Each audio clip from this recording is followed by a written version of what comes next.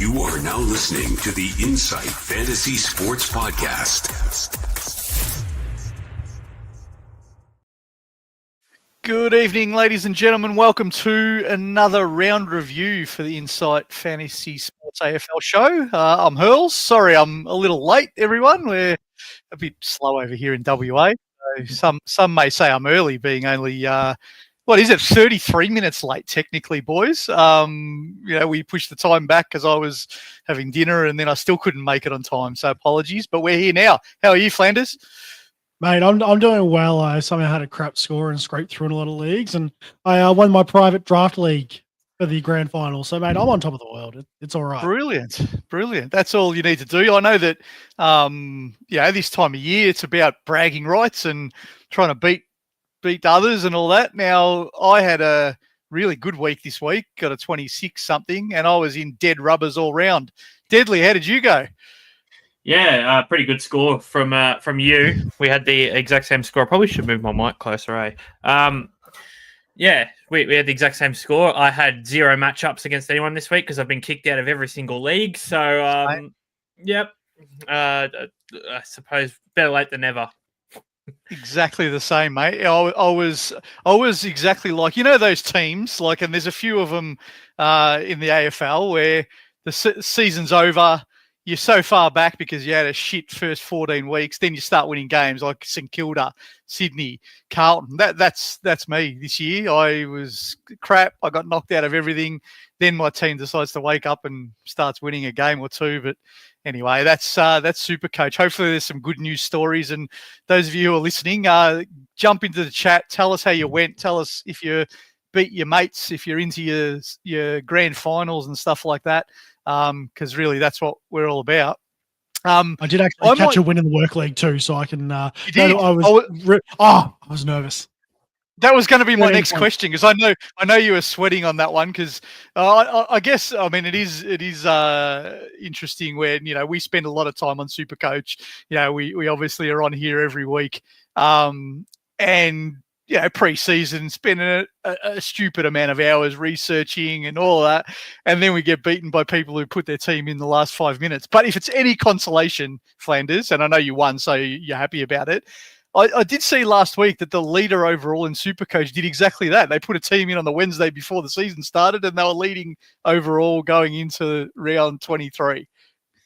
It's outrageous some days. You put in all this effort and you think you've mastered it, and apparently there's guys out there that can just still outclass you. So I scraped by, and I thank the redheaded man, Ed Richards, for that. I'll give him a shout out later on as well. But I won by a whole 13 points. Actually, if anything, I'm going to credit Jed Buslinger. I had to field him this week with no merit. No, you were sweating on that, weren't you? Yeah. Jed Buslinger pulling out a 78. You, man, are my Jesus.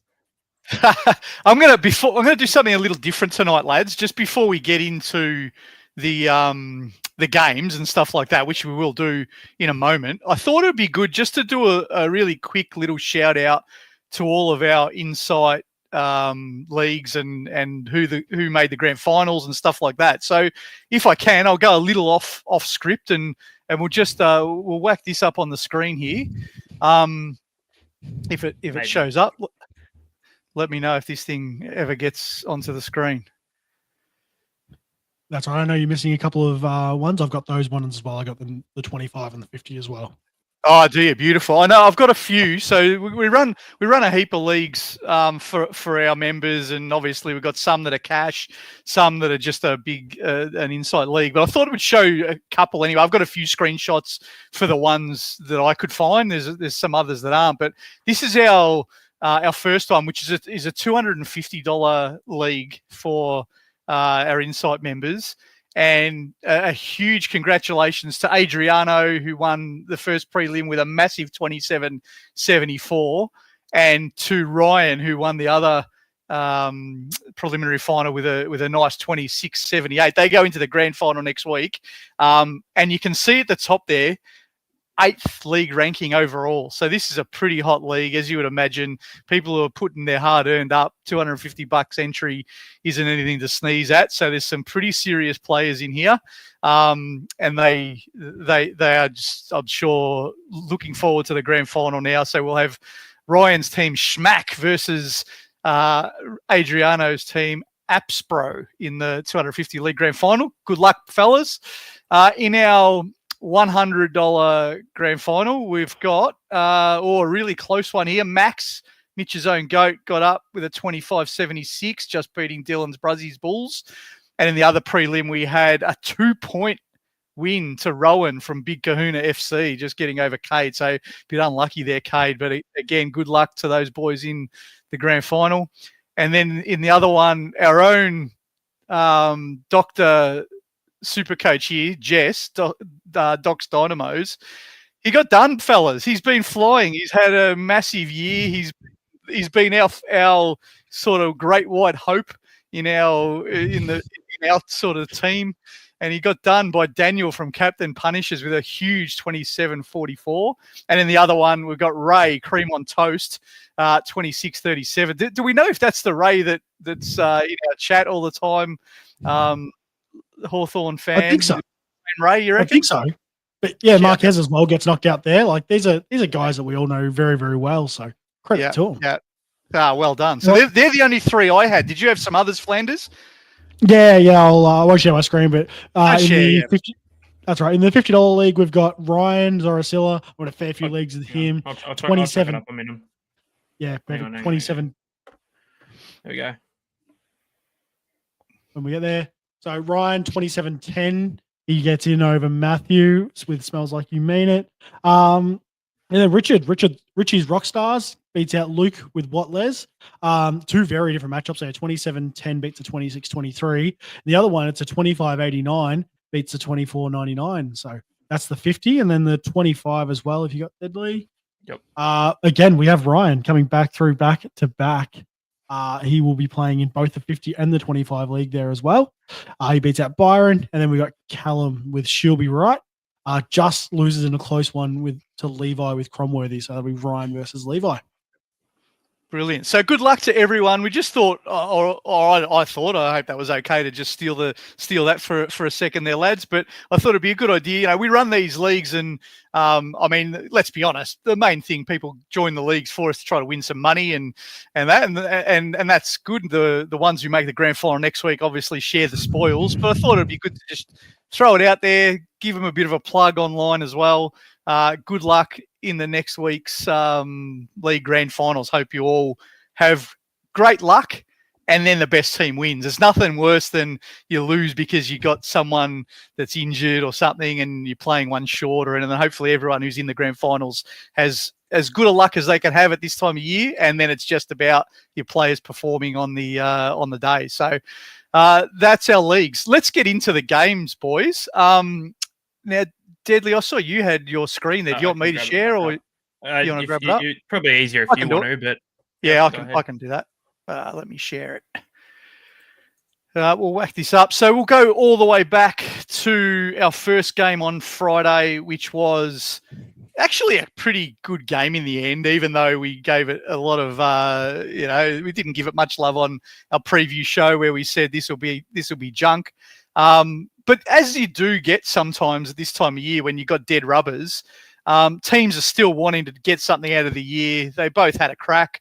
As an Essendon fan, I was pretty happy with the way it all panned out. We played pretty well and still preserved that draft pick, and St Kilda finish above Melbourne, which was good. So my weekend was really interesting, barracking for some teams I normally would hate, but getting them up over the line. For the Bombers, great game by Redmond, 171 SuperCoach points. McGrath was brilliant back in the middle again. Did almost a half defensive job on Nas, so that wasn't the way people in SuperCoach wanted the weekend to start, who VC'd Nas potentially. But McGrath did a good job on him and got plenty of the pill himself with a 159. Did what does, got 112.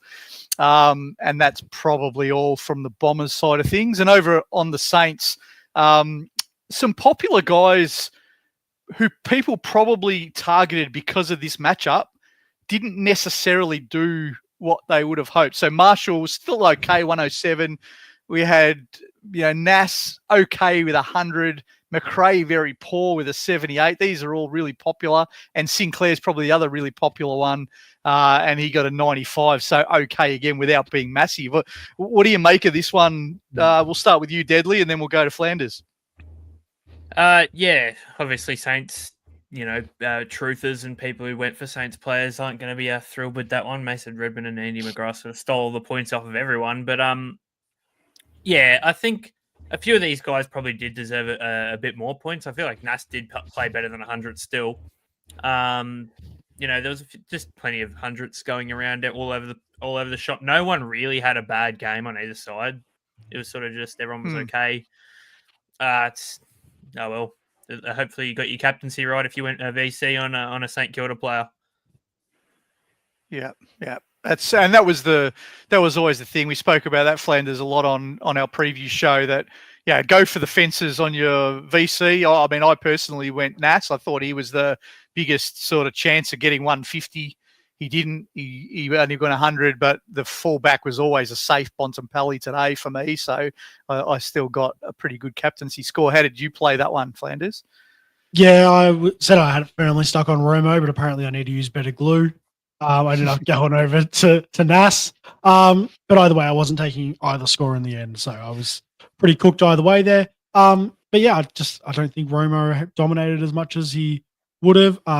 They brought in Dodson. He didn't really have a massive impact. I probably expected that, but he didn't impact Romo too much. But yeah, I will say Essendon put up a really good fight, and losing Laverde, and who else they lose? They lost somebody else as well during the game. Was there, or was it just Laverde? Just Laverde, I think, in this one. And I think it gave Redmond a lot to fight for, and he's a very big spiritual leader for you guys there as well. If he's up and running in a positive attitude, it gives you guys a big positive attitude, and it gave you guys a fight back. Yeah, I agree. I've been really critical of Redmond and his leadership over the last couple of years.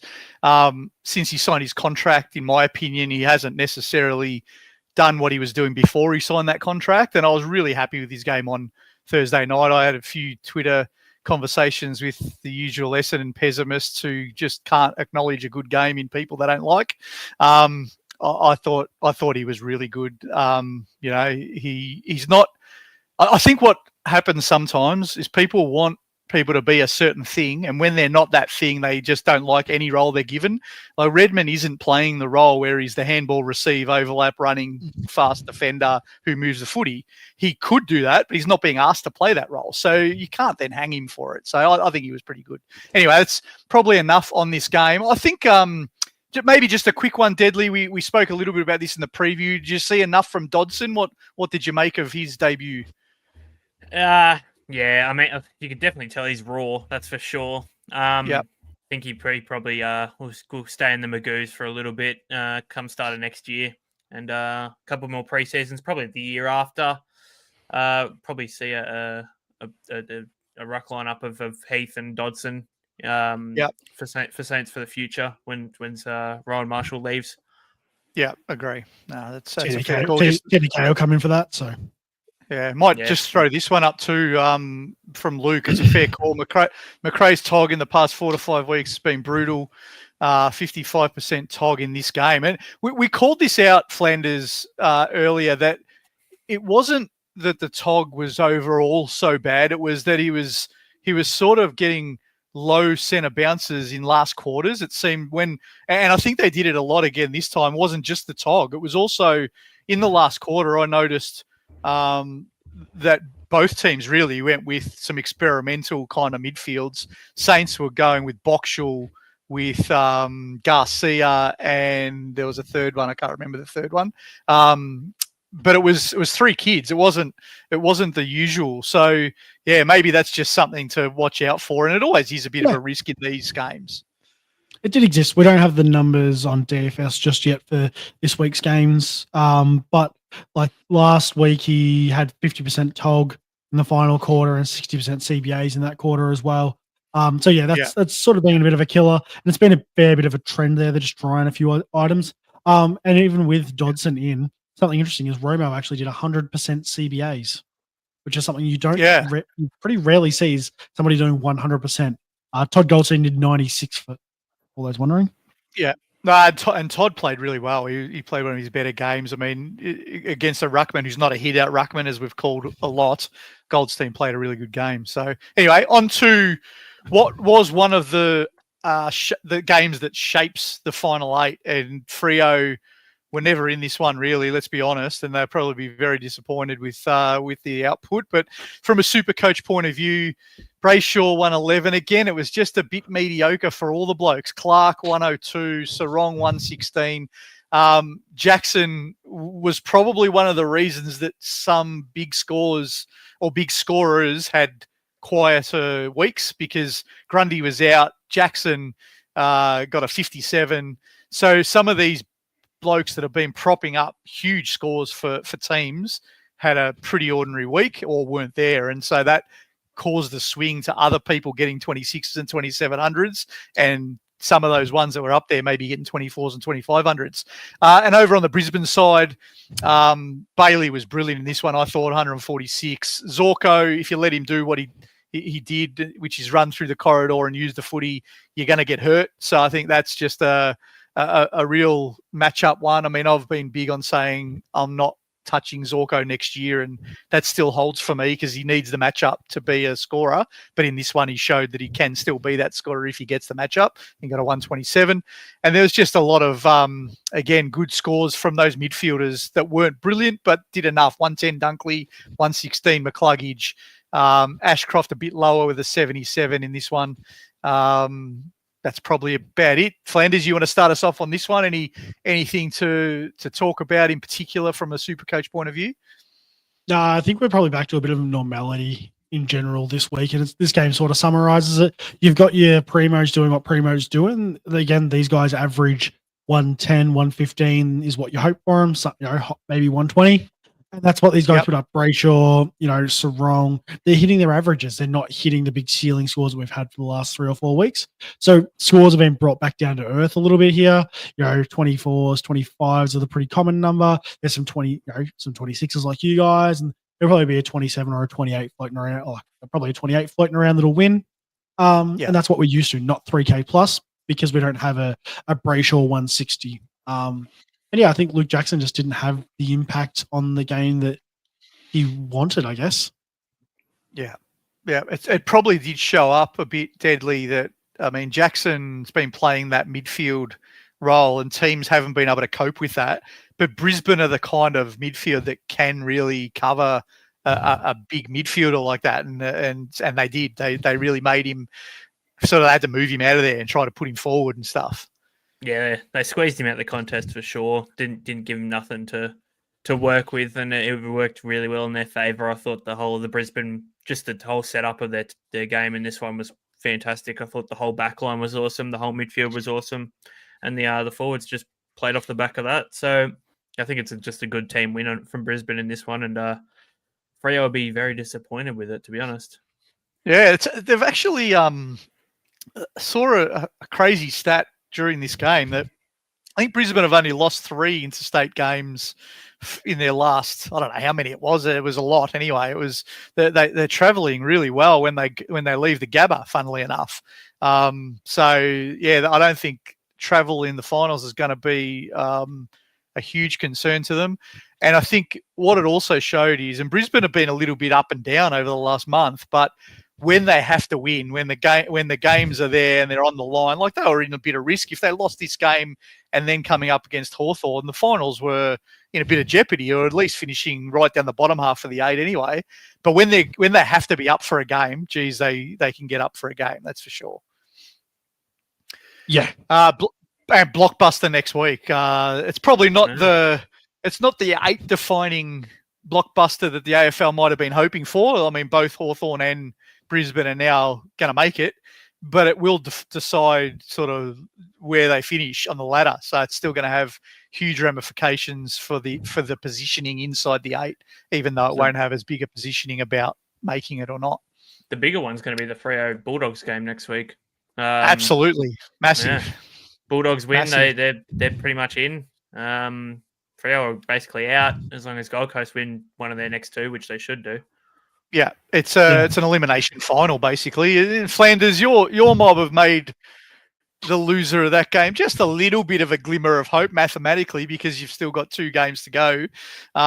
Losing this one, and again, this one we thought was going to be a cracker, and it fizzled out really quickly. GWS got hold of your boys. Well, give us your summary before we get into some SuperCoach stuff. The way they two-way run is just elite, and they just outran us, and rolling half forwards up to the stoppage was always a bit of a weakness for us, and it has its positives to it in the right matchup. But GWS, the way that they structurally play, and formation-wise, that just doesn't suit the way that we do, and they tend to have a bit of legs over us with that, and they were able to use that to their advantage, and they outran us. Credit to them. Yeah. It was one of those ones where early in the game, like, because we called this on our preview show, that Gold Coast are susceptible to half backs getting shitloads of the footy because they roll their forwards up and that kind of stuff. And we said, what they'll try to do is give them heaps of disposals, but not let them through. But it was pretty obvious early, Deadly, that they were getting through far too easy. And once they could, you're not stopping those quick blokes over the back, are you? No, they've got way too many of them. They just overpowered them. I think, Finn Callahan was incredible in this one. Both the Lockies were really good. Once you let GWS start to do what they want, they're just almost impossible to beat. It's you've got to try and find ways to restrict those sorts of guys, especially from doing what they want to do, because they can change a game by themselves. Yeah, I think Jones was big in this one. Yeah, he was. He was really important, wasn't he? The speed, blokes like Jones, Harvey Thomas, they did all the work. They were really quick, and obviously Tom Green won the footy. Obviously, we had Callahan getting so much of it, so they're always going to be important. But that transition was the linking bit that really got hold of Gold Coast. Yeah, exactly. From a SuperCoach point of view, Real, again, this is maybe going to be a bit of a story of the weekend. They're back to normal. Like, this is 117 is your average top 8 mid score, right? So I know people might be a bit disappointed that they got Real 117 and Noah Anderson 114, but these are the averages. This is what you expect the top 8 mids to score. It's just that we've been a bit spoilt for the last maybe 3 or 4 weeks where there's been 170s, and so if you don't get 170, you start kicking the cat and stuff like that, which is not ideal. But so probably they were the best 2 Gold Coast scorers. I thought they held Noble really well, which was a big part of it. Bedford sort of did a bit of a job. Wasn't necessarily a super hard tag, but he still made him accountable, and that really stopped the flow the other way. And he didn't have to tag him. They didn't have to tag him. They just had to make sure that they didn't get the ball in his hands. And because of that, his touch count was down. And when his touch count is down, he plays, probably from a SuperCoach point, his numbers need to be similar to Josh Dacos's, sort of around the 30 mark, gets him a ton. But because he needs so many touches, it's hard for him to go much higher than that. But with 18 touches, I didn't expect anything more than a 64. Exactly. And our community are too smart, right? They're seeing how the game was played, and this is exactly it. 4 scores direct from kick-ins. Gold Coast giving up 80 points from coast to coast across the season prior to this game, and then 24 points on the weekend. So it was the game in a nutshell, and we called it on Thursday night in our preview that they'll concede that first one, and they'll purposefully concede that first one.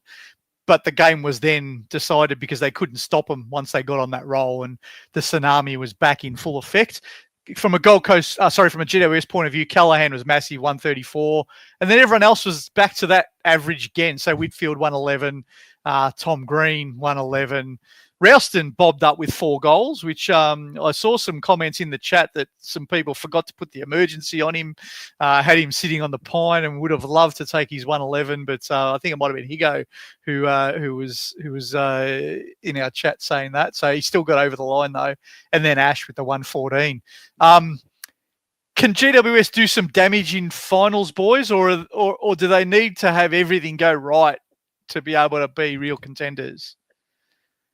Yeah, I think there's still a chance. I think everyone in the top 8, even the whole top 9, still a chance. Competition is quite wide open at the minute, but GWS, they're just a bit of a flash in the pan type of team. They need to go on some decent runs. They need to have everything go their way just for at least a decent portion of games. And if they don't, then they sort of get shown out really quick of what they actually are. So I do worry for some games where teams do have a good defensive strategy against them, but that's not saying that they could just go off for 4 games in a row and win it. Yeah. No, they've put themselves in a position at least now where they're there. So that's and it looks. I mean, you can't predict too far ahead. I don't know how you boys are going at footy tipping. I'm shit at it, so I shouldn't be trying to predict who's going to win. But there could even be a nice, juicy first final, GWS versus the Western Bulldogs. Wouldn't that be a cracker? They hate each other, those two. So it could be interesting. And Flanders just all right, I'll tell you that much. No, it won't be in Ballarat. NG Stadium's probably as cold and wet as Ballarat, though, so could be just as bad.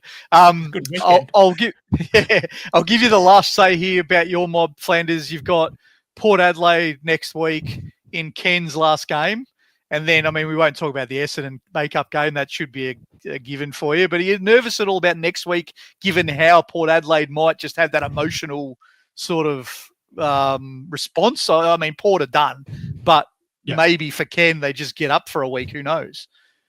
Yeah. As a Gold Coast fan, I've never spent so much time on the ladder predictor because normally it's irrelevant. But it does now. And we've got to win one of the next 2, and we're pretty well in. We've got a good percentage that gets us past a lot of those other sort of 15-win teams. But I am nervous. Yeah, I'd love for us to get the Port win to put it under the belt, so we don't have to rely on the Essendon win, because we've had some close matchups with you guys previously. So I'd much rather get it away early, put it in the books, and then hopefully at the end of that point we can target, a 4, 5, or 6 spot. But yeah, nervous. Absolutely, and that's the big thing. I think the winning the 2 gives you a real shot at a home final or a double chance, depending on how other results go. But 5th or 6th with a home final, or if you happen to sneak 4th and you get a guaranteed second week home final if you lose the first one, that's got to be the priority. So I don't think Gold Coast can necessarily win it if they just sort of sneak in and have to sort of come from 7th or 8th. But if they get the home final, though, you wouldn't want to play them there, that's for sure. No, it'll be interesting to say the least, but I'm looking at this at the moment, bit of predictor at the moment, and if Gold Coast can win both games and most others go the way we're expecting them to go, it could be Collingwood and Gold Coast by 2% separated between qualifying, final, and elimination. So if there's nothing else, I want to give credit to the AFL somehow having this happen this year. The way that the teams have worked out is absolutely wonderful. You're going to have the difference between 4th and 9th be 1 win in percentage. It's unheard of. So it's ridiculous. And 15 wins misses out most likely if Bulldogs happen to win the game. No matter what. It will no matter what. Yeah. Yeah. Oh no, not if the Bulldogs lose. It won't be. Bulldogs but if they win, it will. Now this was, I called this on Thursday night, boys. I normally would come into a podcast on a Sunday completely distraught with a Carlton smashing like this, but Deadly, we're wrapped. We got Carlton over the line. They won. They beat up on a helpless Port Adelaide, and that probably means Melbourne finished below them on the ladder, and Essendon's draft pick is much better for it. I'm in a bit of a crossroads, Hills, and it's a big predicament for me. I now have to hope for Essendon's draft pick that North Melbourne can beat Adelaide, and we are going to that game. And I don't want to not go against Ben Keys. So no, I look. I'm going to be predicament. I'll give you an out though here, Deadly. I've never worried about the 3 below us jumping us. I just haven't thought that's ever been realistic. I mean, if it happens, so be it. It's one spot. The big thing for me coming in, and I know people say you shouldn't be cheering for draft picks because what's the difference between pick 5 and pick 7? Well, I'd rather have 5 than 7 anyway. Put it that way. A lot this year, to be honest, because pick 3 is probably going to be pick 5, and pick that's right. 5 is probably going to be pick 10.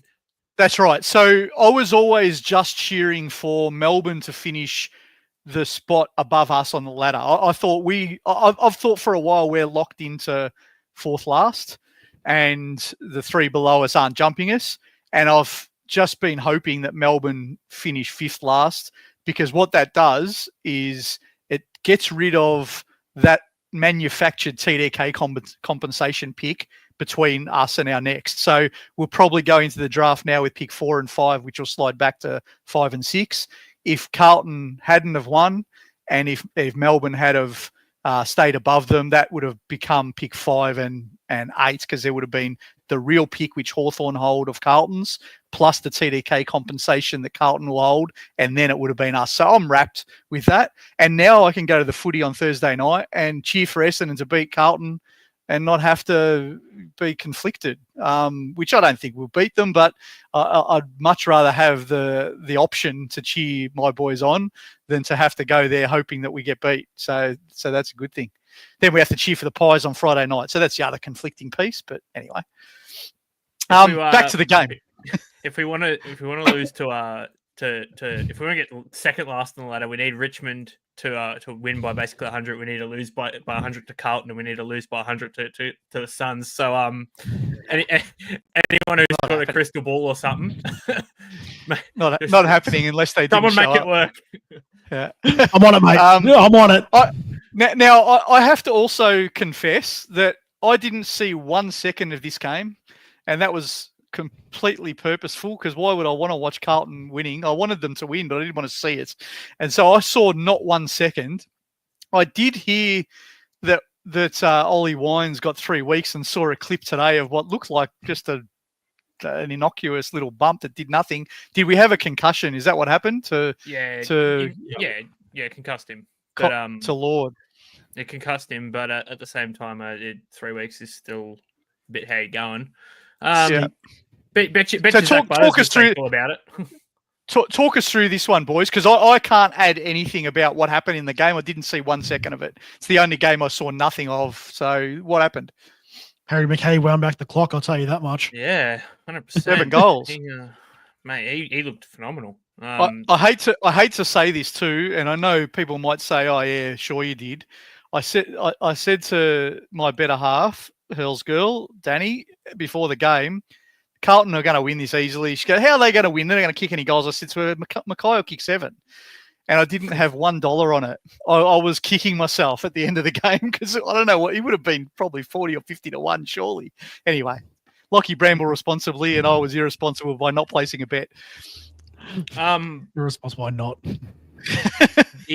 I thought, well, for sure, obviously the midfield for Carlton was absolutely awesome in this one, and the injection of Zach Williams into the midfield at times has been a real treat for them.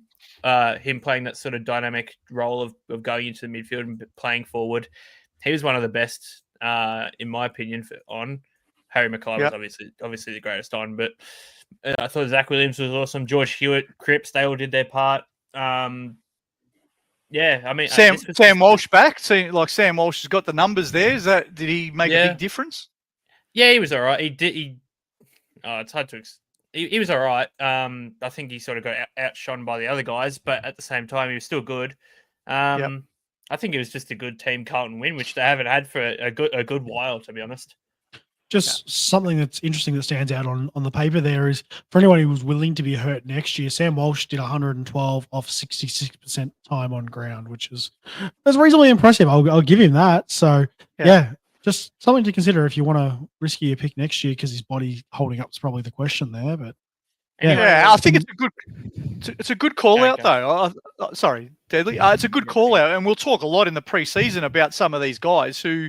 He's going to be value, right? He's going to be at a tempting price, because you'll get a discount because he's been injured again. And you can pick a couple of them. Like we saw this year with Chera, we picked him and he was a good pick and he did okay. But you got to probably start with these guys if you're going to pick them. But we'll talk about that a lot more in the preseason, I'm sure, once we know what he's priced at and what he could go. Because we know he can score. There's no doubt about that. His body can hold up.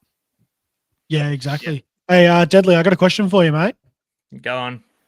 Did Butters get tagged for that first half? Because he looked like his first half score was pretty good, mate. To be honest, I wasn't keeping the closest eye on it. I actually don't know. But I think Lord was just playing normal. Someone can tell me if I'm wrong, but it looked to me like there wasn't a hard tag going on we all expected. But anyone who's interested in Cooper Lord for next year, just quietly, he's going to be about 300k, and I'm looking at him because now he looks really settled into that midfield. Interesting what they do when they get. I mean, assuming they've got Walsh fit at the start of the year, then they bring Jagger Smith in at the start of the year. It'd be interesting whether Cooper Lord is still in that midfield mix. You would have to think he's done everything he could to be there, right? I mean, he probably, if he's concussed, he probably doesn't play next week, so he'll be in protocols, I would imagine, and that's bad luck for him. But yeah, next year it's one to think about. TDK as well, 103 this week. The stat line doesn't look amazing, but it's 103 SuperCoach points, and he's going to tempt us all again next year if he's the solo ruck at St Kilda. If he's not and Marshall's still there, we probably give it a wide berth. But if he's the solo ruck, he's going to be talked about a lot in the preseason. My early hot take on this is I would love a bit of Tom De Koning for 8 weeks next year. He's proven this year he's not able to run out a season, and I can't see that changing dramatically enough next year. You're not going to go from running out 8-10 games to now running out 23. So I would love him if he has a wicked early draw to get on him, to then get on. Like, again, Grundy's going to be really expensive next year. Gorn's going to be, Sherry's going to be. They're all going to be really expensive. Get on him early, get some cash out of him, use him as a stepping stone into one of those guys when they come down. Yeah, and hope that one of those guys has a couple of weeks that bring them from their starting price of, who knows, some of those might be 680 at the start next year or thereabouts. And you hope to get them for 520 or 530 after a few bad games. A lot of matchup revision there. So yeah, Port Adelaide. I can't add a lot. Butters 125 is the only big score here. Boak, KO 99 by the looks. Not much else is going on for Port, and just looking at the scoreboard, and I was seeing it tick over as I was flicking between the Gold Coast GWS and the races at Caulfield on Saturday. They just looked like they weren't in the game. Was it just that simple? They didn't show up. Their season's done. They can't wait for the end, and they're waiting for their Mad Monday. I'll give you one. I think they just didn't show up, to be honest. But my God, when Christian Moraes got subbed on, he basically started taking over the game by himself. He had 19 touches in fuck all time. So he was awesome. There you go. Yep. 27% told. Yeah. Good shout. Really, besides that, there was not too much going on for Port. Good shout. And just a little shout out again, not because of the game he played, but just the stat line to back it up, because we called this out last week. Francis Evans seemed to come from nowhere last week and looked great, and he's backed it up again. He's got 15, 2 goals, 104 SuperCoach points. So, giving himself the best opportunity anyway to try to be something in the AFL, right? That's all you can ask for these guys that are on their second and third chances. So good luck to him. We might move on from this one into the other one that was it was relevant to the 8 because Hawthorn needed to get the job done, but Hawthorn got the job done pretty comfortably in this one. And just to share it, before we get into all of the SuperCoach stuff, how good is it to watch Jack Gunston play like he's bloody reincarnated Jason Dunstall? I've always liked Jack Gunston, by the way, even when, because I don't love Hawthorn, as most would know, being an Essendon fan, that's sort of indoctrinated into you when you're born that you can't like Hawthorn. But Gunston's always been one that I've found it hard to dislike. I really have liked him the whole time, and it was great just watching him. He kicked that 7th, which was overruled because it was a bloody score review, hit the post, but then he did get the 7th, which is his best ever in his whole career at the ripe old age of bloody, what is he, 36 or 35 or something? It's bloody awesome. 34, yeah. 34. Bloody brilliant. So well done to you, Jack. Yeah. SuperCoach-wise, Moore is bloody killing it.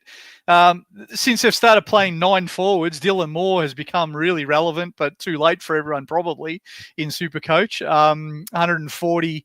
We had, the others doing what they normally do, just get their 100. So we've said all along, these guys like Newcomb and Amon and Impey and Meek and these blokes, they're good one week and not so good the next. And so they got about what you would expect here. Some who maybe took a punt on Sicily as an 81 was not what you would want from a score point of view, even though he played well. But this was just too big a gap early, I think, to really mean much from a Supercoach point of view. So the points were pretty skewed early on. And then the other side of the ledger, Maxi Gawn just did what he does. He's just not slowing up at all, 145. And it'll be a dilemma for us all in the preseason next year. Do we go him again at a huge price at ripe old age of whatever he is, but he just keeps doing it, Deadly? Yeah, I'm actually not prepared to answer all those questions that I'm going to cop. Max Gawn's another year older. We had the same this year. It's got to mentally prepare myself for those questions. But look, he's just a gun. He up until the day he retires, he's still going to be serviceable. And look, once again, until he proves me otherwise, I'm going to keep picking him and keep wanting him. Yeah, the concern is 246 games and 33 years old at 209 centimeters. It's going to break down at some point, and you just got to guess the season it's going to be it. And so like that. It's like that old. I faded him this year. It's like that old LeBron tweet. This fuckery won't go on for much longer. 13 years later, he's still going. Yeah. And the thing is with Gawn, though, I mean, we know how well he starts seasons, and so all it's going to take is a relatively kind fixture in the first 10 weeks, and we'll all pick him again because he just starts the season so well. He's proven that he can have some sort of trouble getting through that middle of the year when it gets a bit hard. He's had that dip, but this year the fixtures just allowed him to have that surge again. So he's in as good a form as he has been most of his career. Not a hell of a lot else. Petrarca's just been mediocre. I can't help but think Flanders, he's checked out, and we might be thinking about him playing for another club next year when he might become relevant again. Well, we can think about it because he is. So, yeah. He's out of there, or if not, this is going to turn into Melbourne's age-old conversation of, no, he's happy here. He doesn't want out. Everybody actually knows that he wants out. It's just going to be the age-old thing, and we roll it around again.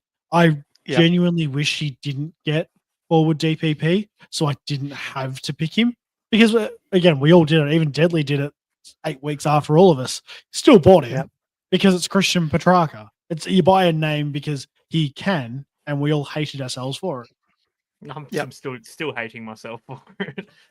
But it'll be interesting if he goes somewhere else, if he's got the role that we want. And like with all of these guys, I think the main thing will be, I don't know whether he'll get the forward DPP for the start of next year. I mean, I assume they look at the whole season to determine that. When he got DPP, it was on a 6-round sample, and he played the 35% of that 6 rounds.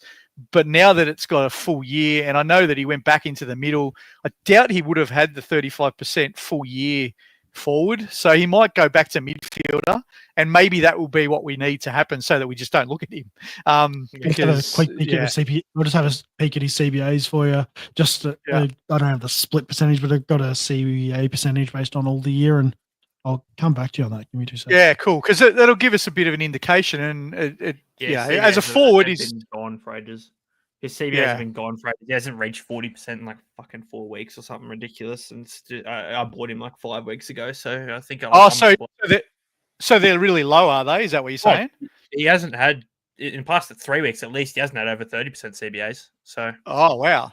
So that might help him qualify then. Anyway, we can't tell until next year, but just he had 62% this week. Oh, look out.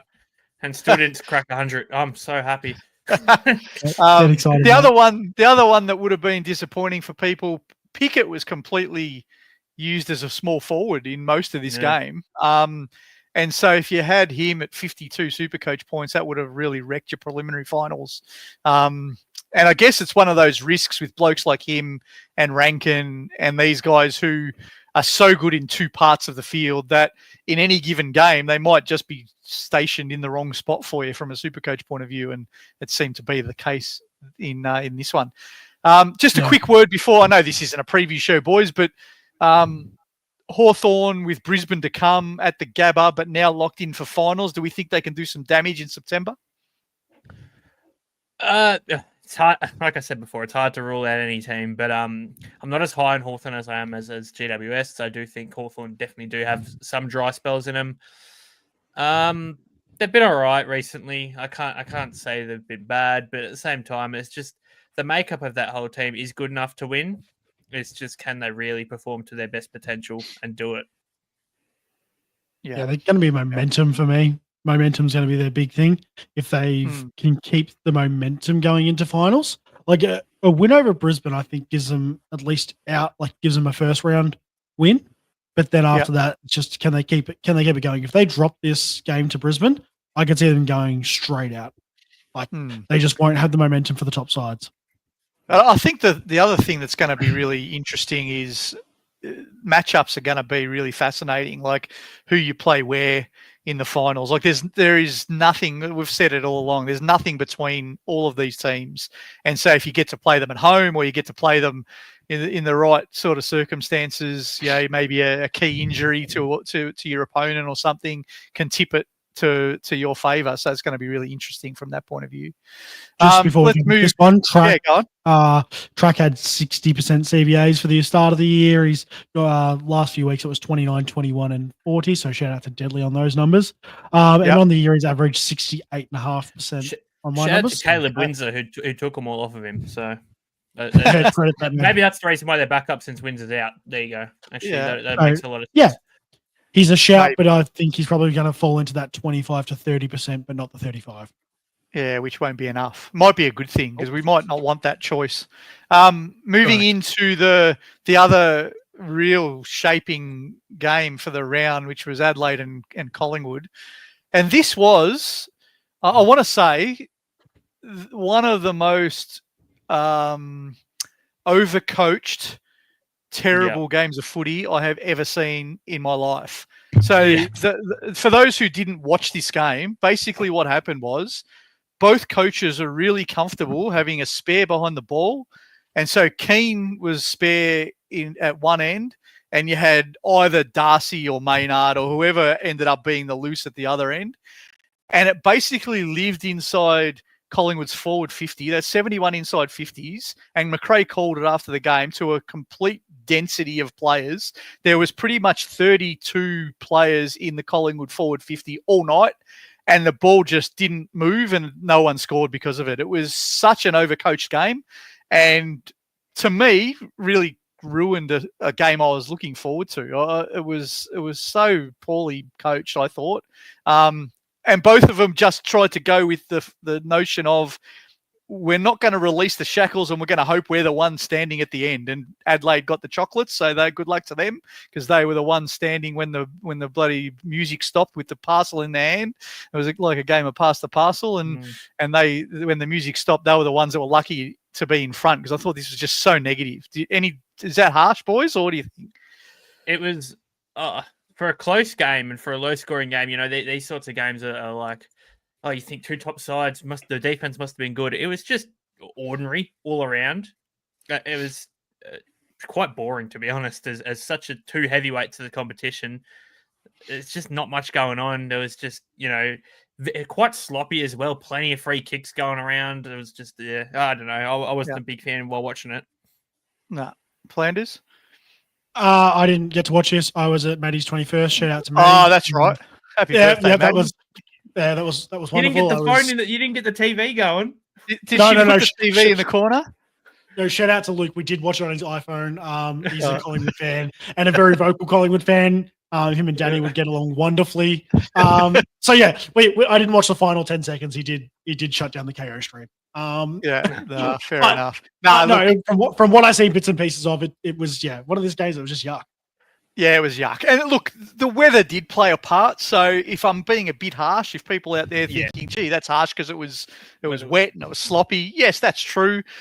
I don't know that the weather made all the difference. I think coaches make footy, and so tactics can change that. If they went even numbers all over the field, these two are bloody good enough to score. So I think it was more the coaches than the weather, even though it did have an impact, of course.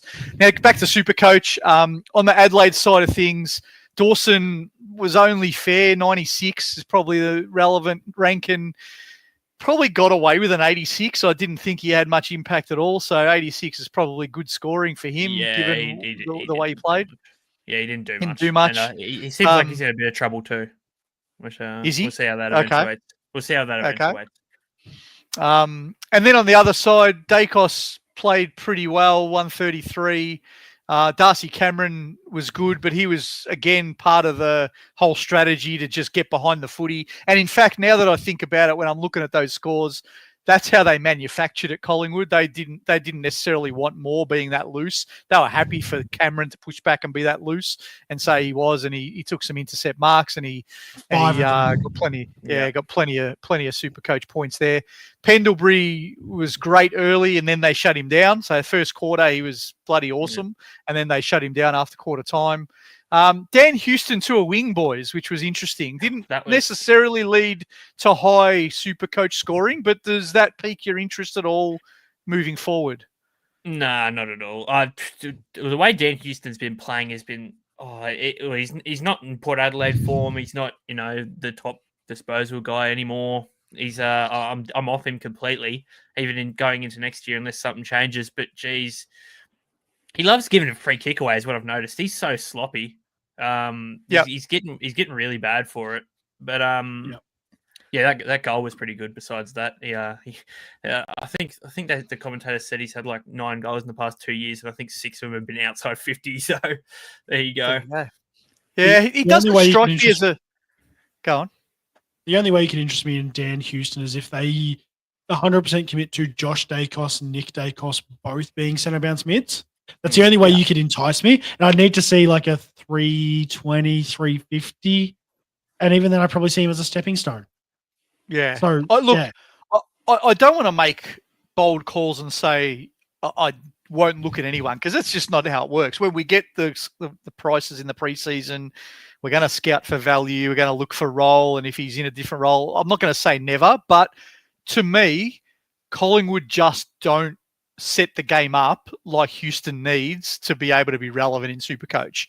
Unless that changes and he becomes their distributor and they're going to put all their ball through him coming out of halfback, which I don't think they will do. It's not their style. Like we've said a lot of times about Collingwood and Hawthorn, that their players, and barring Nick Dacos, who is a freak, no one else has the game set up for them in this team. So I just can't see it with Houston. We'll see what the preseason looks like, but I don't think I'll change my mind on that one. And Josh Dacos is the other interesting one then to talk about, lads, because he had the role. They did a really good job of shutting him down. So they sent number 4. What's his name? Jesus, where is he in the list? Murphy. Yeah, so they sent Murphy to him, and Murphy sort of stopped him. And made sure because he torched them in their previous meeting, and they made sure that he didn't get the ball in easy spots to distribute, and so they did a good job on him.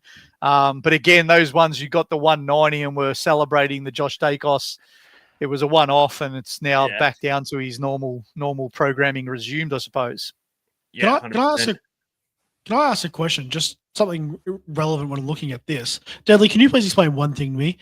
How did Ben Key score 112 but not kick a goal? Just so let me give my shout outs really quickly before I jump into Ben Key. So Josh Worrell, he was my player of the game, I reckon. Give him the All-Australian blazer. Shout out to Riley O'Brien for scoring 100 with only 6 touches. That's awesome. And also on Josh Worrell, Darcy Moore, he is useless, but I'll cover that next week. I'm sure I'll have a conversation with someone about that.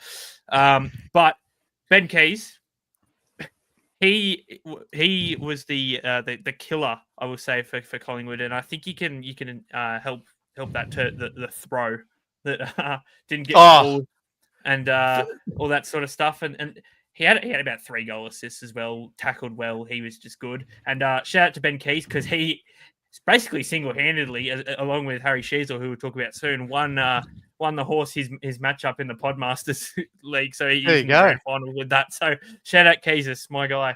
The jersey is out there hanging in the living room pretty much. So I'll get a photo of it for someone. Brilliant. Just a small shout out before we move on from this game. My God, they don't call it the crow throw for nothing. There was about 30 of them in this game. They just do not get close to their second hand hitting the ball. Everything is just a throw. It was absolutely ridiculous. They got away with every single one of them. It was just crazy. such a sloppy game. Such a sloppy game. It Like was. if it wasn't a throw, there was a high contact that could have happened, an insufficient intent that could happen. The next play, a flop, something. You could have called a free kick almost every single play that happened. It was unreal, this game. I want to take this comment and just turn it a little bit because I agree, Frankie. Ed Allen. I want to take it away from the Ed Allen conversation because, like, maybe they thought he wasn't going to be able to impact the game. But Jesus, are we getting rid of the sub, boys? Is Swanee going to do us a favour because this sub is just bullshit, isn't it? Ed Allen came on with sort of 4 minutes to go. The coaches don't know when to use it when there's no injuries. It's just shit. It kills everything about the game. Just Swanee, if you're listening, get rid of that and somehow fix the ruck. If you can do those two things, we'll be very happy. Isn't it just unanimous that every coach wants it gone as well? Like, how's it just not been like, okay, the sub's going? It was a bad idea, whatever. It's going. I couldn't care if they were on a 4-man or a 5-man bench. I couldn't care either way. But do it. Like, I don't know. The only other way I can see it being any form of viable option, I think, Deadly, I'll let you correct me on this because I'm going to put my foot in it hard here. Does NRL use the 18th man or whatever it is as an injury-only use? So it only comes into play with you get 2 outs, like 2 people that get injured, and it's like they have to be like if it's 2 HIAs and they're both out, you can use the 18th man. Yep, that's it. I can see a rule for that. Just a replacement player is essentially it is if desperately needed, like because you don't want to be left with 2 people on the bench. Correct. I can see a space for that, but that is the only version of a substitute that I can see. It works. Using. It works for NRL. No one complains about being 18th man. It may as well just. I would just do that, to be honest. Just have pick one replacement player. Like you got the other 3 extra guys, but pick one guy that's going to be the wear the vest still, but not actually. He can't come on unless it gets forced, pretty much. The challenge is because it used to be an injury sub, right, before in the AFL, and it just got manipulated. So they'd say, "Oh, someone's got a hammy or whatever," and then so if you're going to do it, I think it has to be either a failed concussion, so that you know that the player has failed the HIA and they're missing the week after, or a mandatory you can't play the week after. Otherwise, they butcher it. They'll manipulate the shit out of it. Anyway, just quickly touching on the 18th man in NRL, there's been some things that have happened over the weekend with that too that have caused some controversy. So maybe you should be brought in. But anyway, that's we don't need to dive into that one on an NRL show. Nah, exactly. Moving into today's games, and this one was North Melbourne versus Richmond. Again, dead rubber, apparently, but let's not worry about the game. Let's not worry about the consequence of the game. Let's just talk about the man, Harry Sheezel. 54 disposals. What a bloody effort from Harry Sheezel. Played in the middle, 2 goals, 54 disposals. How the hell that wasn't a 200 SuperCoach score, I'll never know. But anyway, 185 SuperCoach points. Lads, what do we want to say about that great performance? 2 things. Shout out to Tristan Cherry for basically just saying to Harry, hey, you've got this many touches. I'm just going to keep feeding the ball down your throat. Get ready for it. And he just started smacking it to him no matter what. No, they didn't have a set plan, nothing. He just started smacking it towards Harry's direction. And 2, shout out to Maurice Rioli, but also fuck you to Maurice Rioli for killing the 55 with that beautiful tackle. But how good was that? We have to acknowledge that. So it was Sheezel was on 49. The crowd were getting vocal. Everyone was getting into it, like wanting him to get that 50th. So forget that he got to 54 in the end. This was when he was going for 50. He got the ball in space. He was about to kick it, and Maurice Rioli tackled him. It was bloody brilliant. He said, "Stuff you. I'm going to make it hard as possible if you get 50 holding the ball." And anyway, he ended up with 54, which is equal highest in the history with Tom Mitchell. Tom Mitchell. Yep.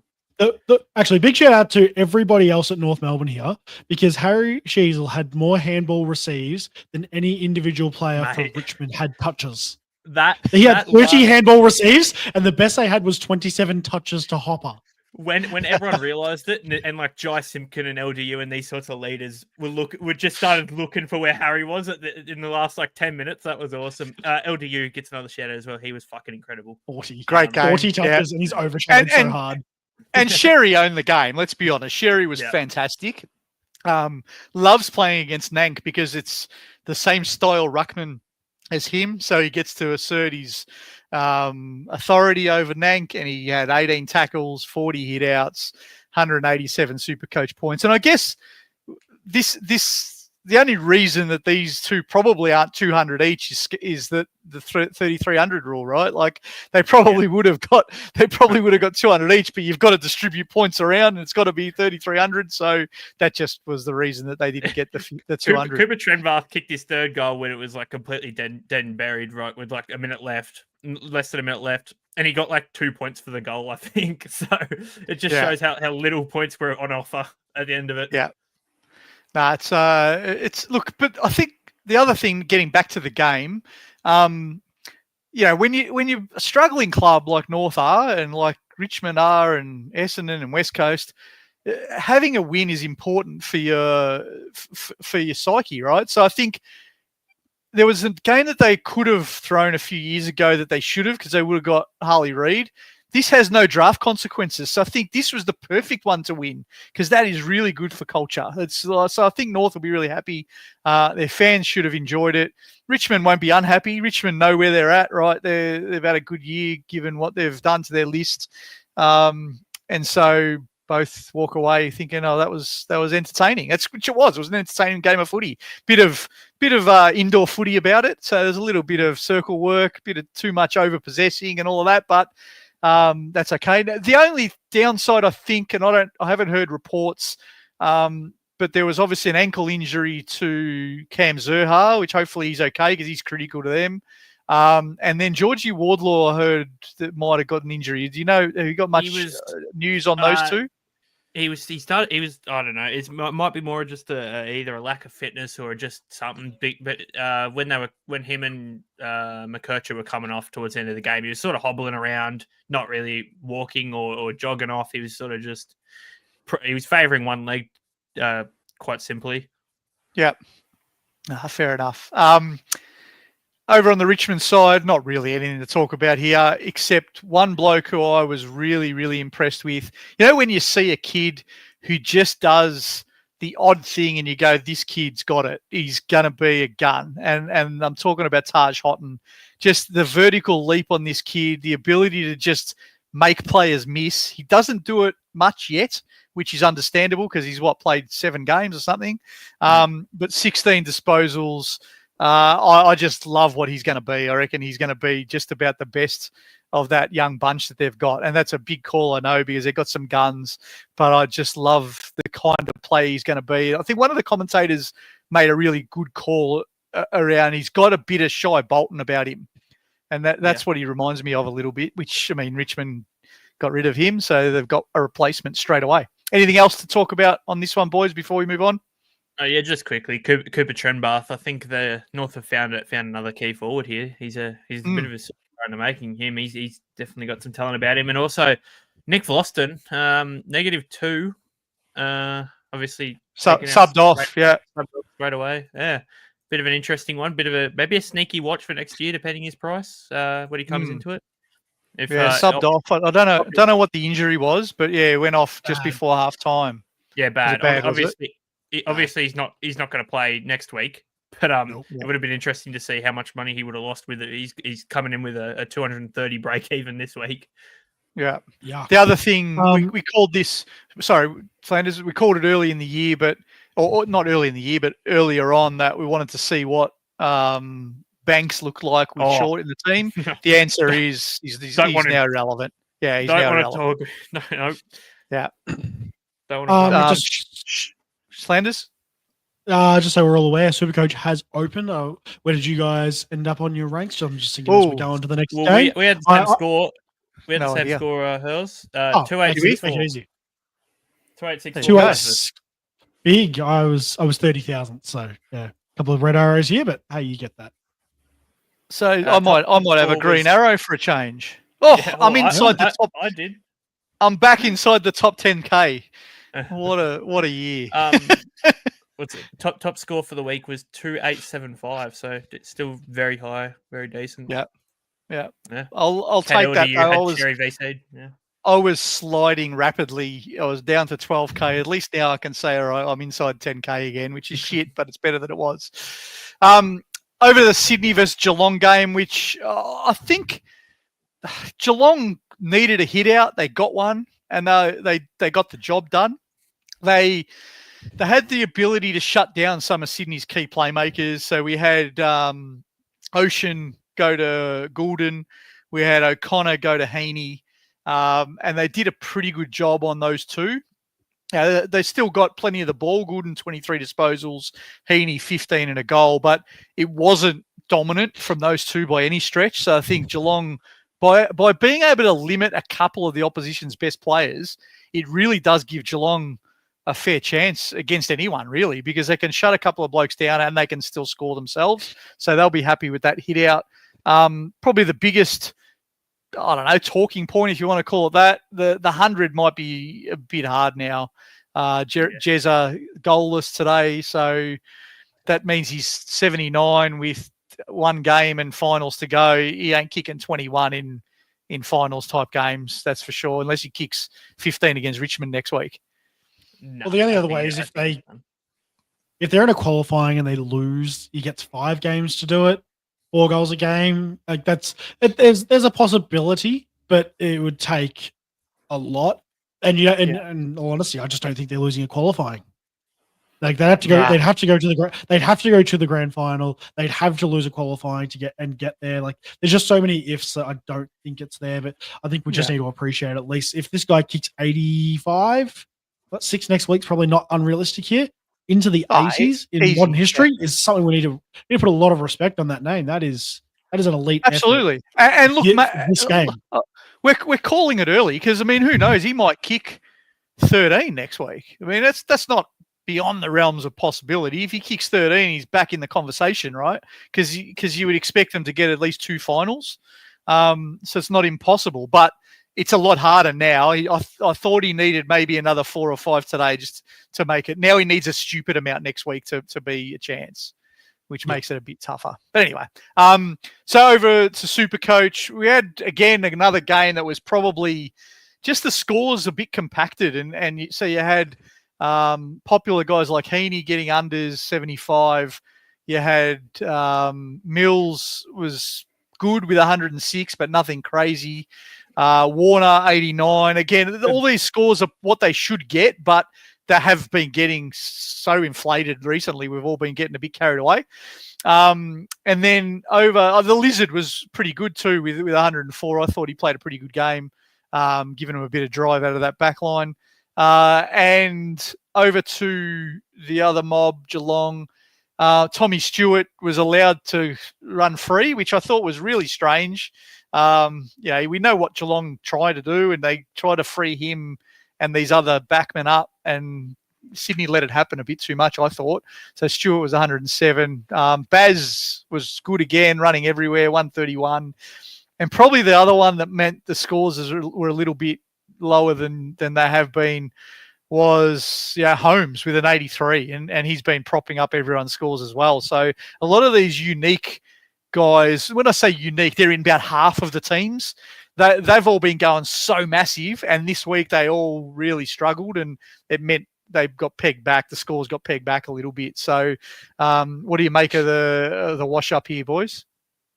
Chad Warner, for being basically the only free Sydney midfielder, I expect a lot better than an 89. I'm not happy about it. Yeah. I think what was most disappointing about Warner was I jumped on him as well, knowing the risk and thinking he's going to be a roller coaster. The trouble was, it was like a kids roller coaster at the little fair, where the highs weren't very exhilarating. It was just like one of those trains that the 6-year-olds go around on with a couple of little humps here and there, as opposed to what I was hoping, which is a proper bloody roller coaster where they throw me upside down from heights. It just wasn't that at all, Flanders. No, he wasn't, and we all talked about it when he got DPP. That's probably what we're going to buy into, but you didn't. You just got meh all the time. We're getting Chav Warner at what no one thought we would get from him, which is just mid. Yeah. You got consistently mediocre, which consistency is not what I'd consider him to be. That is not Chad Warner. I don't want consistency. I want the high impact scores. I missed out Chad Warner. I miss the old Chad. On probably one of my hot takes again for this one, because I'm loving a couple of these now. Geelong could not interest me anymore next year. I don't like the idea of Sean Manor. I don't like the idea of Brian Myers.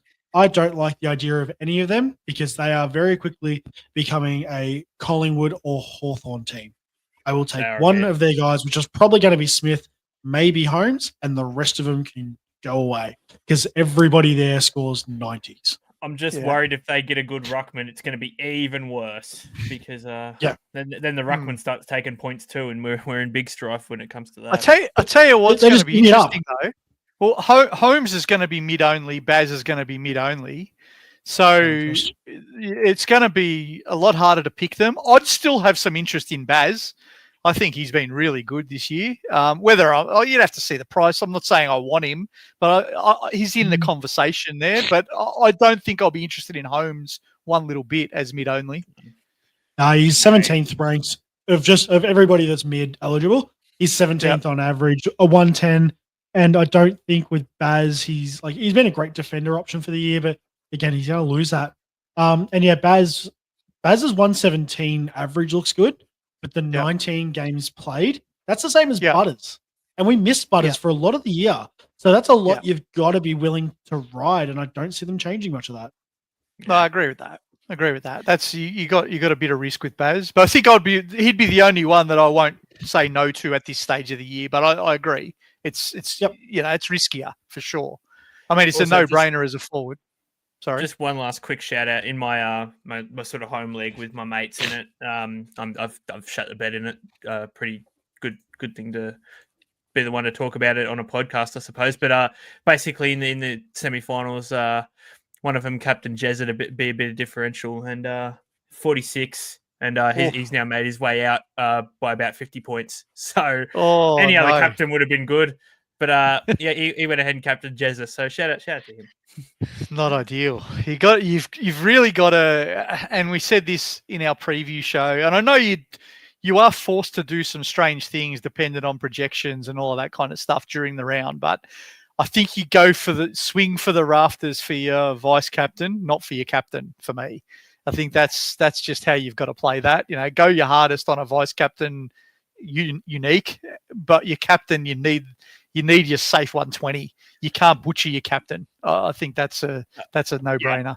I don't think he'd mind me saying that he fluked his way to the finals anyway. So it's whatever. Fair enough. Probably should have been out last game of the round, and this was as we expected. Bulldogs just demolished them early. Bont 148, English 132, Dale 128, Richards 123, Libba 109, Kennedy 94. These are all what we could have predicted before the game. They all did what we thought they would do. I guess Darcy 83 was probably, I don't know, I thought that was a good score because I didn't think he was that influential in this one. But one thing was really clear to me. They've got another one here, boys. Croft, gee, the leap on him was bloody impressive. So they've got 3 talls now. These are 20, like two of them are 21 years old or less. This is scary proposition for opposition defenders for the next decade against the Dogs. Yeah, I'm not excited. They're already such a high octane offense, pretty much is the best way I can put it. They score so many points already, and now if they inject him even more, then there could be more. Yeah, it probably gives me a bit of clarity as to why they don't seem to give 2 shits about Jamara not being around because I don't need Who's him. that? Who's that? Exactly. Exactly. Yeah. Never heard of him. Yeah. Flanders will give you this one. So you mentioned right off the top that this man saved your bacon this week. Jed Buslinger, the bus. He did the job bus. for you with a 78. He did. It was the most intense time sitting at dinner and not being able to watch the game at all. And I was out for dinner for it. And I'm watching the scores. And Jed Buslinger got me over the line in the work league by 13 points. He was only projected to 38. And he comes out here and whips out a 78. And captain the redhead, so Ed Richards. I'll take that. Probably should have gone Bont. I've got him. I have Dale as well. But hey, 13 points. A win's a win. I'll take it. I can hold my head high at the end of the day. But yeah, Buslinger, from what it looks like there, played really well. 7 marks, 16 touches, and hopefully he can keep a spot because he seems to be playing pretty well from the games I've watched him. Yeah, I think he did enough to keep a spot, to be completely honest. It just sets up a mouth-watering clash next week with Freo, doesn't it? It's an elimination final a week early. The loser is pretty much done. I mean, technically, Freo aren't completely out of the possibilities if they lose because Gold Coast might lose too and all this kind of other mathematical crap that might go on. But basically, the loser is stuffed. Yeah. Mate, the theatrics is outrageous here. And we got round 24. And I imagine a very hungover Deadly and I, after having a knock at golf, may have to wander over to Marvel because that could be an absolute blockbuster to watch.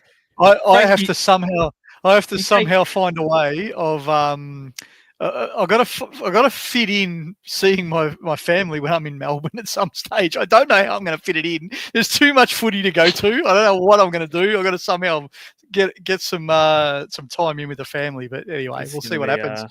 It's going to be a big put that one up again though, Deadly. It's a great call by Frankie. Yes, he stole my shout out. I was about 3 seconds away from saying this. You'll enjoy this one, Hurls. Shout out to the whole Bulldog system. Footscray beating Carlton VFL by 115. And yes, Adam Treloar basically single-handedly ripping them apart with a goal, 40 touches, 10 clearances, I think, as well, 10 tackles. He basically just decided to play Adam Treloar ball just down in the lower grades. So your Bevo this week, what are you doing, Deadly? You bringing him back, or are you waiting, or are you risking him first up in a final? What's the how would you do it? I won't ask you what will Bevo do because who bloody knows. How would you approach this? My God, that is a fantastic question. I think I'd bring Caleb Poultar back in because he kicked about 7. But besides that, do you bring him back in and start him a sub? Is it worth bringing him back and starting him a sub? Limit the minutes then? That's what I was thinking. I think you probably do that. But who do you drop? Realistically, is it just probably Oscar Baker's probably the one gone? Like he's played a good game, but he's probably the guy. Sanders is on the outer.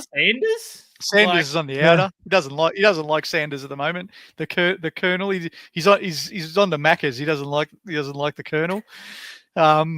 Maybe that's what he does. It'd be an interesting proposition, and I can't believe we're about 10 minutes into talking this game and we haven't spoken about Campbell Chesser getting 20 plus touches again. He was good again. I thought he did a good job. I thought West Coast, as far as 100-point losses go, I thought they were okay. That's you know what? That's a fair call. Am I mad? It was a great 100+ point loss. Yeah, it was up there with one of the better ones. Well, they did some things that I thought were okay. They showed some signs. I really liked McCarthy again around the ball. I really liked Marriage being the distributor. I really love what Jinby did on let's be honest, a white hot Norton who's been destroying everyone. Jinby is playing above his weight division, and he did a good job on him. And I thought their forward line even showed something. Like it wasn't in there often enough and those kinds of things. But you had Shanahan again showing a little bit. He couldn't kick to save his life with 3 behinds. But for a 100-point loss, I wouldn't have walked away from that if I was a West Coast fan saying, gee, we were uncompetitive. I would have thought we were just outclassed, but we still showed something. I'll take your word for that. It seems pretty respectable, but I think a few of these guys here, like again, once these guys become a little bit more relevant in the future, but Jack Graham was good, according to the numbers. 10 tackles, 20 touches. He's just been doing this all year. So. Yep. Liam Baker turned up as well. Matt Flynn again. We got him, and he's still just been putting up the numbers we expected him to. So he kept making his money. But there's a lot of good pieces there, and I think Ruben Jinby is going to be. I could see Ruben Jinby gives me flashes of Nick Blakey in the way he runs. I don't know if it's the mullet blowing in the wind, or if it's a fact of it's a big tall man just getting the ball and running through every man. I think it is. It's a shit mullet, isn't it? Jinby's so bad. I love it. Whoa. It's so bad. I love it. It's not ideal. Anyway, but I thought your man Chesser was okay again, Deadly, and I really hope that the Bombers are into him. We will give a little shout out like we do for this game to our man Ryan from Astute Newstead. So Ryan Hammond, if you are in the market for a home loan, if you want to get a bit of a rate comparison, rates just dropped and you want to shop around, give Ryan a shout out, use the promo code INSIGHT and he will look after you for free. And his lookalike played really well again. I thought, again, a little bit of an underscore for me, but it probably shows the difference. And this is where the SuperCoach anomalies kick in to an extent. McCarthy with 25 and a 77 SuperCoach points versus when he was getting a 25 at the half-back flank is a bit of a different scoring proposition, right? He's not hitting those easy targets. It's a bit harder when you're in the middle with more traffic and that kind of stuff. So it's probably why the scoring is what it is. But I thought he played pretty well again. So shout out to our man, Tom McCarthy. And again, if you've got him as your 23rd, he's keeping us in it. And those who went 23 primos are getting no real advantage, which is what we probably wanted if you went 22 plus McCarthy. That's going to do us for our games for tonight, boys. Should we get into some questions? I think we should. Let's do it. It's question time. Let's answer your questions for the week ahead. All right, let's get into some of your questions here, and we'll start off. Luke Ryan Marriage, big Ryan Marrick fan, finished first in my league by roughly 1,500 points and got knocked out in straight sets. Still on track for best overall score, ranking in 14 years of SuperCoach. Will take that. It's one of those ones, boys, that happens. You always have in all fantasy sports. It's not just in AFL. When you have a league, like most of us play leagues and overall, you get the second best score technically every round and get beaten by somebody every week and have no wins for the year. That's just the nature of league scoring, and sometimes just a bit of bad luck. But I think that's the right attitude to have, that you're just trying to better yourself. You're getting a better score. You've done a great job and you've got your best ranking overall. What do you think on that kind of league versus overall, lads? Yeah, Deadly. I insist. League versus overall, the way I see it is, I think I pretty quickly went to leagues. It didn't work, but it's hard to transition. I feel like once you decide that you're going for leagues, that's you're writing off your overall instantly. You can't go back.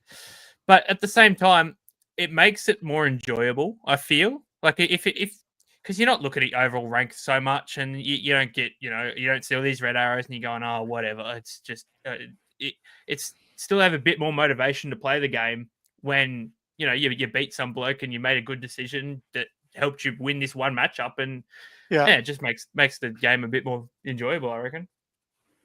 What about you, Flanders? Yeah, I tend to transition sort of. It depends on a lot of what it is. Cashies I'm not too stressed on. I'm pretty happy if, I make them, I make them. If I don't, I don't. If I make them, I'll prioritize them. I didn't make any of my cashies. I made personal one. I needed to prioritize the work league, and I had the qualifying final there. But, this week I was the one that I needed to make sure I prioritize that. So the final few weeks I do. But other than that, overall for me, gives me the best measure. Yeah. I must admit, trying to reflect, like I reckon until, I want to say 3 years ago, maybe 4 years ago, when I started watching a lot of SuperCoach content, I didn't look at my overall once for the year. I didn't care at all. I was in a league with mates. That was my focus. I played the game really differently. And I think once I started watching, because you look at content creators, including us and all of the great, the Skodfather and DR and Janeth and those guys. And I watch all of them these days, and we obviously produce some content as well. We talk a lot about overall, and it definitely is a different way of playing. I must admit, my score might not show it right now because I'm nearly 9,700th or something. I feel like I'm a far better SuperCoach player now, having focus on overall than I was back then. But I feel like I'm far worse at winning leagues because my focus is on overall. And because you focused on the overall strategy, you naturally go more aggressive. You naturally don't necessarily, I would in the past save a trade because I thought I had my opponent beat, not worry about getting to full primo and all that kind of stuff because I was just trying to win my leagues, get into top 4 and then have trades in the bank. Whereas now I'm completely different. I'm just totally focused on my own team. And if I happen to win some leagues, that's just a bonus. So it is definitely different. I think there's a middle ground. But even last year when I finished 300th overall, I still didn't win my leagues because I went so hard that the last 2 weeks I crashed. And so you have to have trades left for your grand finals and stuff if you're going for leagues. Trades and the way you use trades is the biggest difference. And yeah, if you want to switch over to it, you sort of got to do it pre-buys and just sort of a lot of times the strategy is actually write off the buys. Yeah, a lot of leagues. If you write off the buys, don't use those 3 trades week in, week out. Roll out the other side with the better part of 8, 10 plus, at that point there. And you're getting full primo coming into 19, 20, 21 rounds rather than having it done at 14, 15, 16. Yeah, agree. I think you still go hard up to the buys because you want to be in your top 4s. I think that's similar, but I agree. That's the point where you then pull back, you make a decision and you say, I don't care about the buys at all. I'm going to, you might get lucky that you still win 1 or 2 of your bye weeks because you've got all your players playing in those weeks. And then you get a really shit score in the other weeks and you really wouldn't care less. I think that's probably true if you wanted to be a bit more balanced on both. Hawksy, great fan of the show. Hawksy, well, g'day, buddy. Into the granny, still got 2 trades. Would love to turn McCarthy and Will Ashcroft into an Uber, but don't know who yet. Fielding both, though, so would have to take on a 300K who might score well. Probably we'll give you a proper answer to that on our preview show on Wednesday, Hawksy, because we haven't put our head into that yet. I mean, my gut feel, boys, says go Geelong. Anyone from Geelong this week is going to play Richmond. How much is Shannon Neal paying? That's a real good question. I don't mind a bit if you wanted something real big. Jamie Elliott's playing Melbourne. Oh, I don't mind that at all, actually. I don't hate that. And that's 254. That is bargain basement there. Sub 300. Yep. Jeez. Yeah. This is where it gets real tricky. It's real tricky here, though. Like, you could pick someone who goes shit and you find that the 2 blokes that you held, this is where having trades in the bank that you don't need to use is really interesting. We'll give you some advice on Wednesday night, though, Hawksy, for sure. We'll have a think about that. Maybe even in our numbers pod, Flanders. Maybe think about a couple of blokes sub 300 and a couple of blokes primo. Who would you recommend? Yeah, the numbers game this week is going to be pretty wild because we're going to throw out some names that are 1 week only plays, and that's all they are. They are 1 week. How big do we think they go? Deadly? I found it. Got it. I found Who is it? Campbell Chesser. He's 266. There we go. There you go. You've won the matchup. Congrats on the grand final win. No, but you find some absolute gems sub 300K. Did you know Tim DeConing's 270K now? I didn't realize. Remember we thought he was going to be a stepping stone to 450, 500. Nathan O'Driscoll's back down to 270K. Bloody hell. Another great lad. Matthew, g'day, buddy. Hey, Hurls and Gents, craziest sideways trade ever. Thought Butters may get a tag, so traded to Sherry. Without it, would have lost in the main cash league, 122 ranked league. Now into grand final next week, overall ranked 393. This is the time of year to do it. You know, I mean, Butters to Sherry, you're giving up a 123 Saturday night. I would love to know how you felt about that Saturday night, Matt. But then today getting the 187, you would have loved it. So, yeah, interesting. We see it this time of year all the time, though. Francis, hopefully you go all right next week. Josie got 7,000 SuperCoach points this week. I don't know whether I think that might be a typo. Maybe 7,000. Oh dear. Had my coach as captain, and she had a good one. Yeah, no, I've got no idea what that is on about. Sorry, can't help you. 2663 with Grundy as the 23rd. Yeah, it'll be a bit of a sweat this week for Grundy, whether he gets through concussion protocols. I'm not holding my breath if I'm a Grundy owner, to be completely honest. No, neither. Who's going to score well in the elimination final next week, boys? Bulldogs versus Dockers. Bont facing against him. He's got 160. He went 162. I've already I've locked my he loves him. He loves him. I think there's a 180 in there 2 years ago as well. 182 round 623. Yeah, I remember that game. I'll tell you who else had a good game. Libba. He had an awesome game, that one. I'm fairly sure. I remember that game. Don't know why.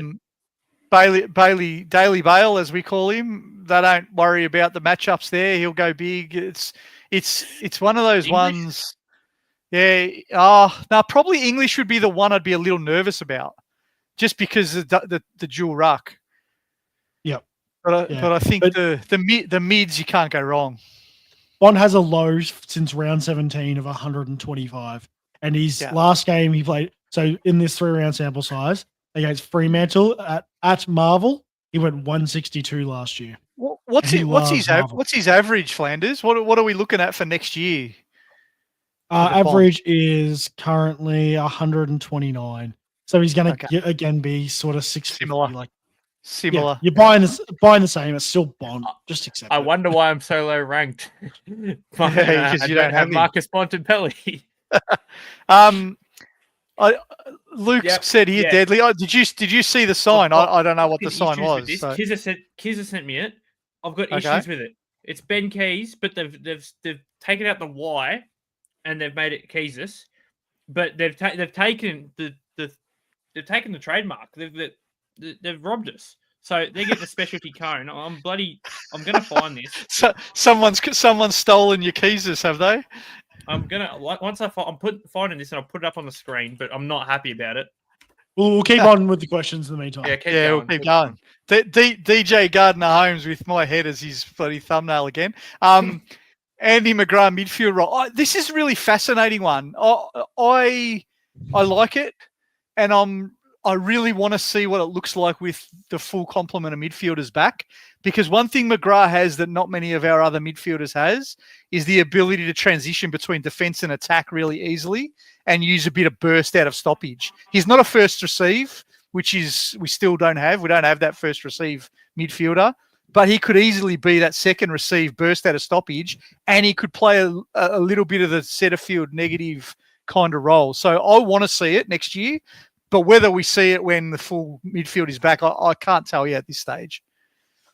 Yeah, I don't think he's going to hold.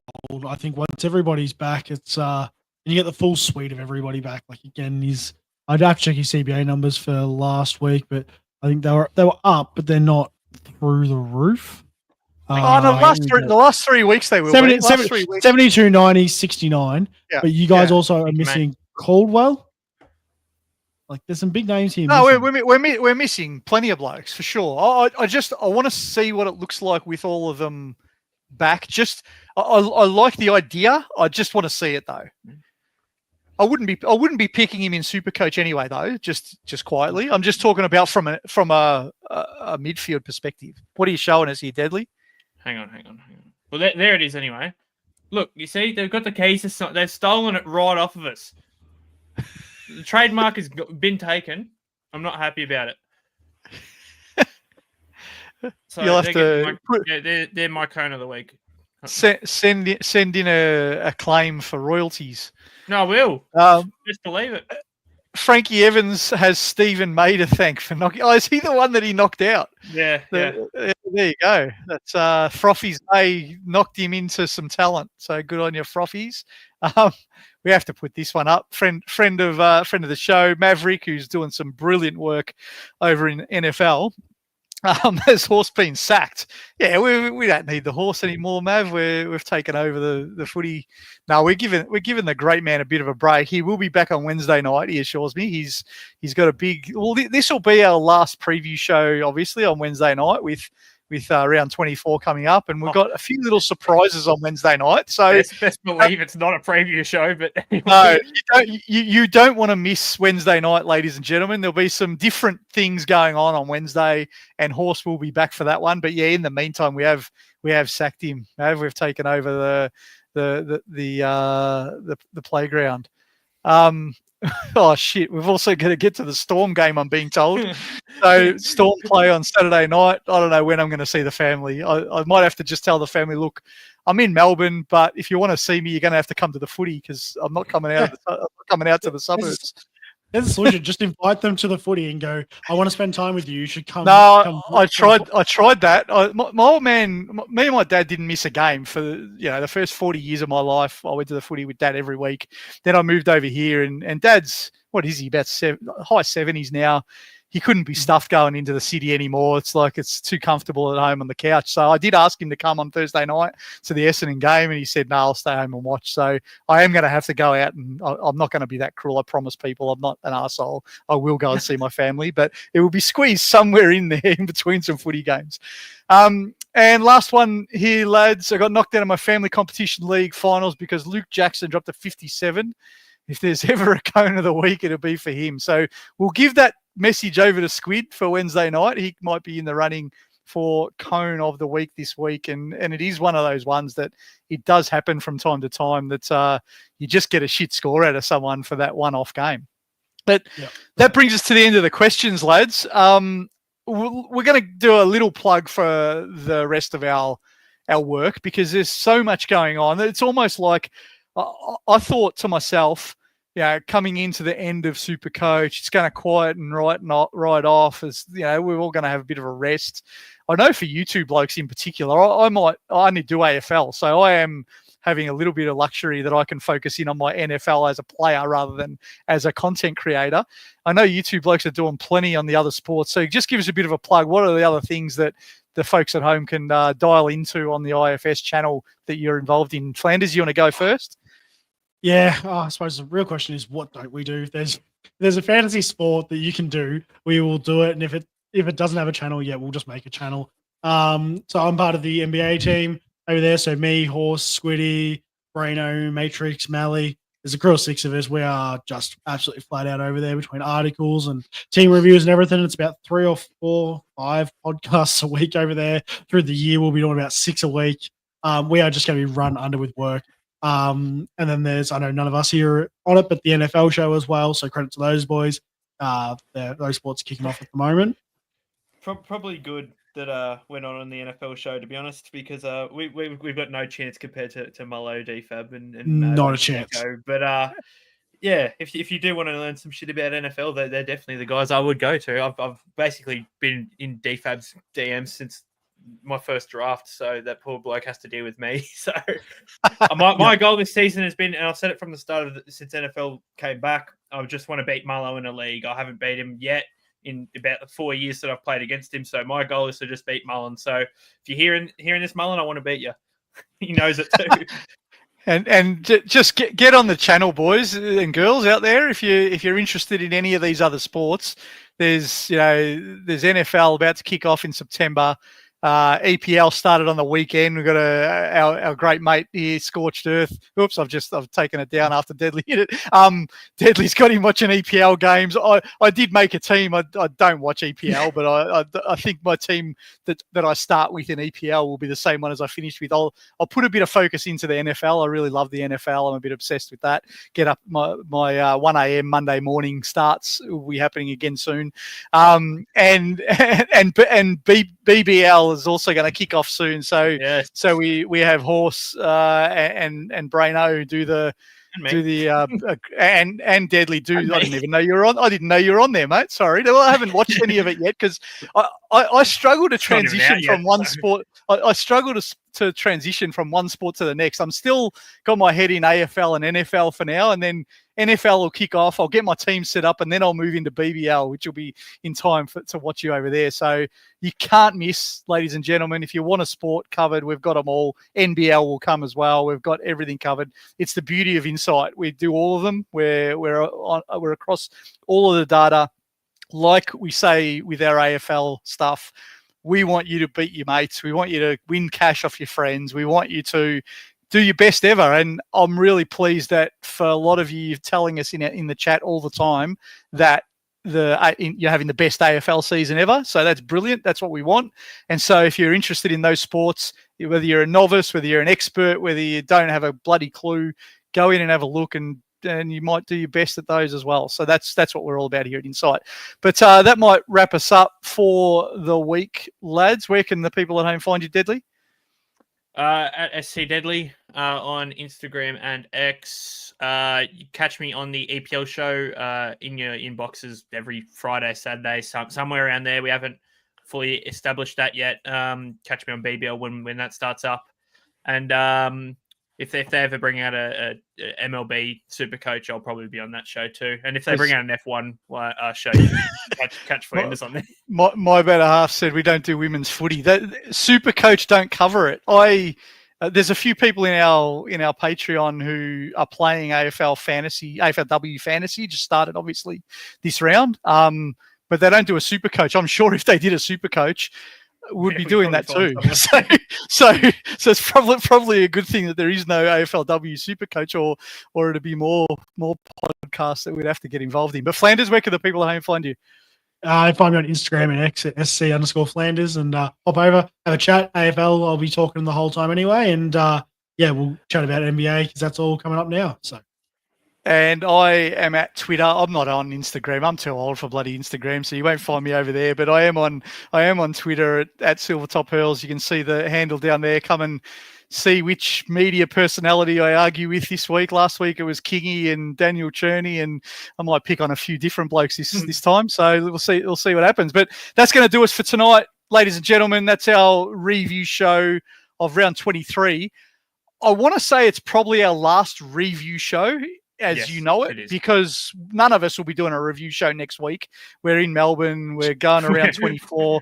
We hope to see as many of our members at the game on Saturday as we can.